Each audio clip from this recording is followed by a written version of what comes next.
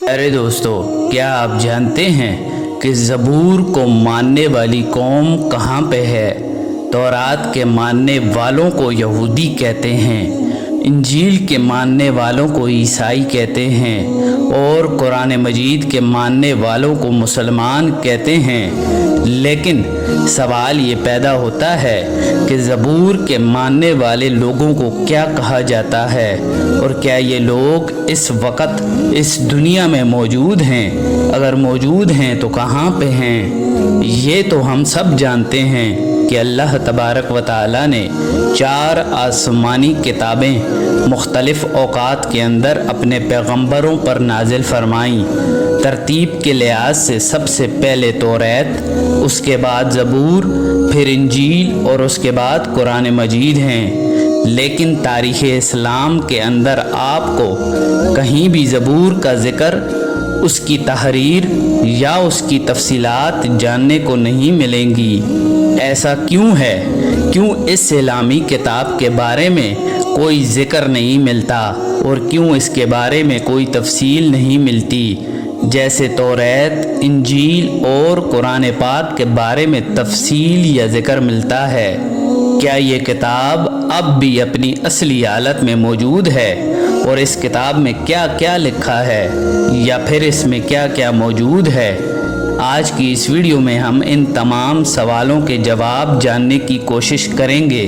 लिहाजा आपसे गुजारिश है कि हमारी इस वीडियो को आखिर तक ज़रूर देखिएगा। इस वीडियो को देखने के बाद इंशाअल्लाह आपके इल्म में भी ज़रूर इजाफ़ा होगा। प्यारे दोस्तों, ज़बूर हज़रत दाऊद अलैहिस्सलाम पर नाजिल होने वाली किताब थी, जिसके समझने से पहले इस किताब के नज़ूल का वक़्त और इसकी ज़रूरत को समझना इंतहाई ज़रूरी है। फ़िरौन मिस्र की 400 साला ग़ुलामी में रहते हुए बनी इसराइल कौम को आज़ाद करवाने के लिए अल्लाह तबारक व तआला ने उनके पास अपने पैगंबर हज़रत मूसा अलैहिस्सलाम को भेजा, जिन पर तौरात यानी पहली मुकम्मल आसमानी किताब को नाजिल किया। मूसा अलैहिस्सलाम बनी इसराइल को मिस्र से निकाल कर एक बहुत बड़े सहरा यानी सहराए सीना पार करवाते हुए फ़लस्तीन ले गए, जिसकी तफसील कुरान मजीद के अंदर मौजूद है। सहराए सीना के रास्ते में कोहे तूर पर तौरात को अल्लाह तबारक व तआला ने हज़रत मूसा अलैहिस्सलाम पर नाजिल फरमाया और सहराए सीना के अंदर 10 लाख के करीब बनी इसराइल के लोगों को मनो सलवा खाने को दिया गया और बादलों ने सहरा की धूप से उनको बचाने के लिए उन पर साया किए रखा। पहाड़ों से पानी के चश्मे जारी हुए। मूसा अलैहिस्सलाम का ज़माना 1500 साल कबले मसीह यानी आज से 3500 साल पहले का बताया जाता है, या फिर ईसा अलैहिस्सलाम की पैदाइश से 1500 साल पहले का बताया जाता है। उस वक़्त फ़लस्तीन में मुशरिकीन की हुकूमत थी। हज़रत शमूएल अलैहिस्सलाम जो कि अल्लाह तबारक व तआला के नबी थे और पहले इसराइली बादशाह थे, और उन्होंने काफ़ी अरसा तक बनी इसराइल पर हुकूमत की, और जब वो बूढ़े हो गए तो उन्होंने अल्लाह तबारक व तआला के हुक्म से तालूत को बादशाह मुकर्रर कर दिया। इस वाक़ये का ज़िक्र कुरान मजीद के पारा नंबर 2 सूरह बकरा की आयत नंबर 245 से लेकर 252 के अंदर मौजूद है। प्यारे दोस्तों, हज़रत तालूत अलैहिस्सलाम ने 1004 कबल मसीह से 1020 कबल मसीह तक हुक्मरानी की और इसी दौरान फ़लस्तीनी फ़ौज से एक फ़ैसला कुन जंग हुई। बनी इसराइल उस वक़्त माली और अस्करी तौर पर कमज़ोर थे और अपनी ताकत के नशे के अंदर फ़लस्तीनी फ़ौज ने ऐलान किया कि हमारे सबसे ताकतवर जंगजू जालूत को अगर तुम में से कोई शिकस्त दे देगा या उसे कत्ल कर देगा तो ये पूरा फ़लस्तीन बिना लड़ाई के तुम्हारा हो जाएगा। तालूत अलैहिस्सलाम ने ये ऐलान किया कि जो भी शख्स ये काम करेगा तो मैं अपनी बेटी की शादी उससे करवा दूंगा और वो बनी इसराइल का अगला बादशाह बनेगा। इसी दौरान हज़रत दाऊद अलैहिस्सलाम, जो कि उस वक़्त बकरियां चराया करते थे, सामने आए और एक ही वार में उस देव हैकल तालूत को जहन्नुम वासिल कर दिया और वादे के मुताबिक फ़लस्तीन बनी इसराइल के हवाले कर दिया गया और उनसे ताबूत सकीना भी ले लिया जाता है, जिसके अंदर हज़रत मूसा अलैहिस्सलाम और हज़रत हारून अलैहिस्सलाम के तबर्रुकात मौजूद थे। हज़रत तालूत अलैहिस्सलाम की वफ़ात के बाद दाऊद अलैहिस्सलाम बनी इसराइल के बादशाह बने और बादशाह बनते ही उन्होंने अपना दारुल हुकूमत बैतुल मुक़द्दस में कायम किया, जिसका नाम जबरून रखा और अब तक बनी इसराइल के अंदर अल्लाह तबारक व तआला की शरीयत का कानून तौरात ही था। दाऊद अलैहिस्सलाम ने पहली बार बनी इसराइल के लिए एक इबादतगाह को कायम करने की शुरुआत की। उससे पहले बनी इसराइल के अंदर बाकायदा तौर पर किसी इबादतगाह का तसव्वुर मौजूद ही नहीं था और यहाँ पर ताबूत सकीना को भी ला कर रखा गया और ये नाम इसीलिए रखा गया क्योंकि ये इमारत हज़रत दाऊद अलैहिस्सलाम की ज़िंदगी में तामीर नहीं हो सकी, बल्कि आप अलैहिस्सलाम के बेटे हज़रत सुलेमान अलैहिस्सलाम ने इसे तामीर किया था, जिनके नाम पर इसे हैकल सुलेमानी कहते हैं। अब चूँकि बनी इसराइल के पास किताब थी, इबादत का तसव्वुर भी मौजूद था, लिहाजा दाऊद अलैहिस्सलाम की ज़िंदगी में उन पर ज़बूर नाजिल हुई, जिसका लफ्ज़ी मतलब है टुकड़ा।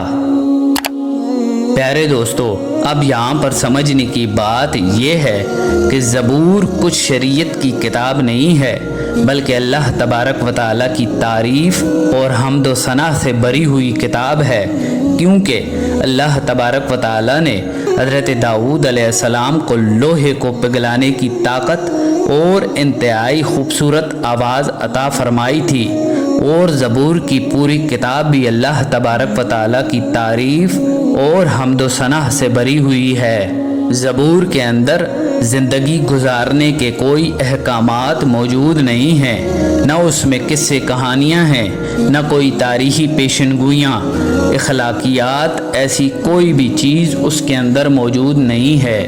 यानी ज़बूर की बुनियाद पर किसी भी किस्म के मुआशरे की बुनियाद नहीं रखी जा सकती या कोई अलग से शरीयत या अल्लाह तबारक व तआला का कानून नहीं है। इस किताब में बनी इसराइल को अल्लाह तबारक व तआला की हम्द व सनाह और उसकी इबादत का तरीका सिखाया गया और दाऊद अलैहिस्सलाम जब ज़बूर की तलावत करते तो आसमान, पहाड़, दरिया, चरिंद परिंद उस आवाज़ को सुनकर झूमने लगते। उस कलाम और आपकी आवाज़ के अंदर इतना असर था कि दुनिया में इंसानों को जन्नत की आवाज़ महसूस हुआ करती थी।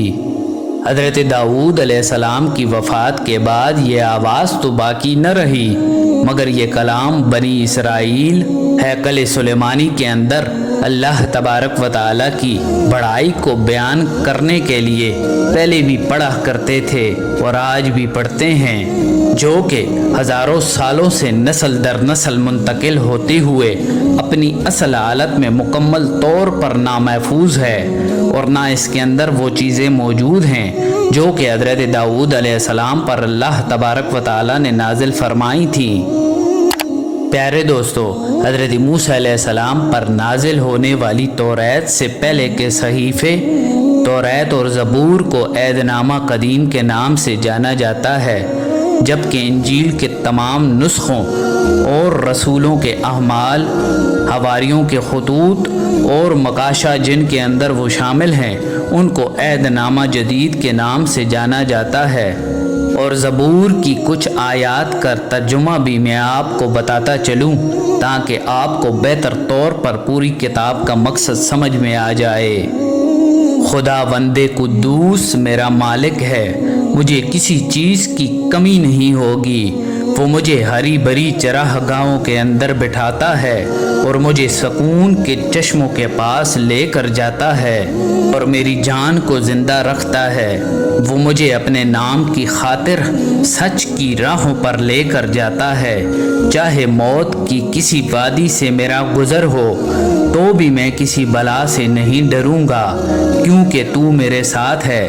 تیرے عصا اور تیری لاٹھی سے مجھے تسلی ملتی ہے۔ تو نے میرے دشمنوں کے مقابلے میں میرے سامنے دسترخوان بچھائے ہیں، اور ہمیشہ تیری رحمت میرے سر پر رہے گی، اور میں ہمیشہ کے لیے خداوند کے گھر میں ہی رہوں گا۔ پیارے دوستو، پوری کی پوری زبور اسی طرح اللہ تبارک و تعالیٰ کی حمد و ثنا سے بری پڑی ہے۔ اسی لیے زبور کو شریعت کے طور پر ماننے والا کوئی بھی انسان اس دنیا میں موجود نہیں ہے، اور نہ ہی اس کتاب کا ذکر ایسی آسمانی کتاب کے طور پر ملتا ہے جو کہ کسی ایک فرقے کا قانون ہو، کیونکہ اللہ تبارک و تعالیٰ کی تعریف اور حمد و ثنا تو دنیا کا ہر مذہب اور اس کا ہر فرقہ کرتا ہے۔ حضرت داؤد علیہ السلام اور حضرت سلیمان علیہ السلام کے بعد بنی اسرائیل جادو ٹونے، سود خوری، ظلم اور توریت کی آیات کو پیسے اور اپنے فائدے کے بدلے جب بدلنے لگے تو ان کی اصلاح کے لیے انہی میں سے ایک پیغمبر حضرت عیسیٰ علیہ السلام بھیجے گئے، اور جن کی شریعت بھی توریت ہی تھی، اور ان پر جو کتاب انجیل نازل ہوئی اس کا موضوع تزکیہ نفس، اخلاقی اصلاح اور حکمت کا بیان ہے، کیونکہ یہودی علماء کے اندر اس وقت جو بگاڑ موجود تھا وہ اخلاقی طور پر تھا۔ اسی لیے توریت کی باقی تمام شریعت کو بالکل ویسے ہی رکھا گیا۔ اس کے برعکس انجیل کے اندر کچھ احکام اللہ تبارک و تعالیٰ نے نازل کر کے ان کی اصلاح کرنے کی کوشش ضرور کی، لیکن ان لوگوں نے عیسیٰ علیہ السلام کو بھی جھوٹا کہہ کر ان کا انکار کر دیا، اور عیسیٰ علیہ السلام کی آمد آج سے تقریباً 2000 سال پہلے ہوئی تھی، اور اس کے بعد نبوت بنی اسرائیل کے اندر ختم ہو گئی، اور بنی اسرائیل سے نبوت حضرت ابراہیم علیہ السلام کے دوسرے بیٹے حضرت اسماعیل علیہ السلام کی نسل کے اندر منتقل ہو گئی۔ اور یہی وجہ ہے کہ یہود اللہ تبارک و تعالیٰ کے رسول صلی اللہ علیہ وآلہ وسلم اور دین اسلام کے شدید مخالف ہیں، کیونکہ اللہ تبارک و تعالیٰ کے رسول صلی اللہ علیہ وآلہ وسلم کی بنو اسماعیل کے اندر آمد سے بنو یعقوب کی قیادت بالکل ختم ہو گئی، اور آج تک ان کو اللہ تبارک و تعالیٰ کے اس فیصلے پر بھی اعتراض ہے۔ اللہ تبارک و تعالیٰ ہمیں سمجھنے کی اور نیک عمل کرنے کی توفیق عطا فرمائے۔ ملتے ہیں ایک نئی ویڈیو کے ساتھ۔ اللہ نگہبان۔